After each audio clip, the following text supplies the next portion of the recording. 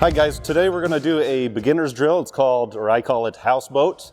Basically I just move the house down the path of the sheet and we practice on different weights. And I find this is really useful for new curlers because a lot of times in these learn to curl lessons we just have the curler starting out by throwing, well, we'll start out just with the basic delivery, but then we have them throwing to the house at the other end of the sheet.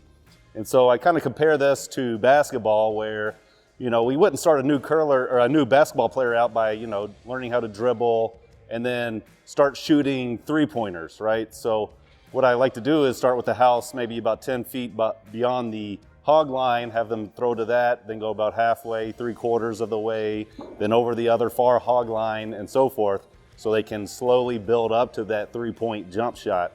So this is also good, for experienced curlers as well. If you're just trying to hone in on your weights and really get a feel for getting up to the weight, it's also similar to playing a guitar. You kind of tune up your guitar. You don't tune down your guitar. So you want to start kind of low and then tune it up. You kind of want to tune up to your weight. If you're starting out at maximum distances, it's hard to tune it down sometimes. But if you have a feel for those lower weights, you can kind of tune it up, add a little more each time. If you want that high guard or a tight guard, maybe just into the top of the house. So it's easier to kind of tune it up to those weights. So this is why I like this exercise. And again, it's called Houseboat.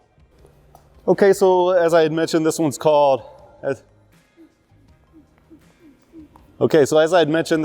Houseboat. So what I like to do is start maybe 15 feet from the hog line. And I'll just set up a stone here and a stone directly across the sheet. So this will be our boat, our new houseboat,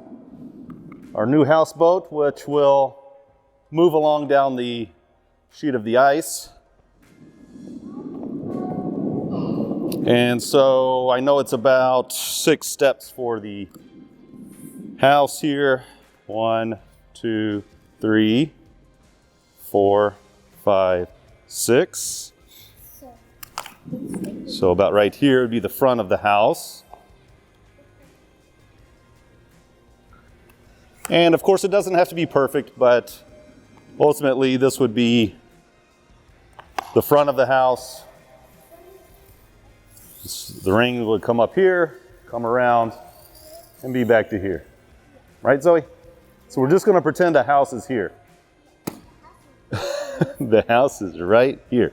So a lot of clubs will have rings sometimes set up halfway down the sheet for juniors. That's very useful as well for this exercise. And you can even set up a house, for example, maybe 10 feet in front of it, 10 feet behind it.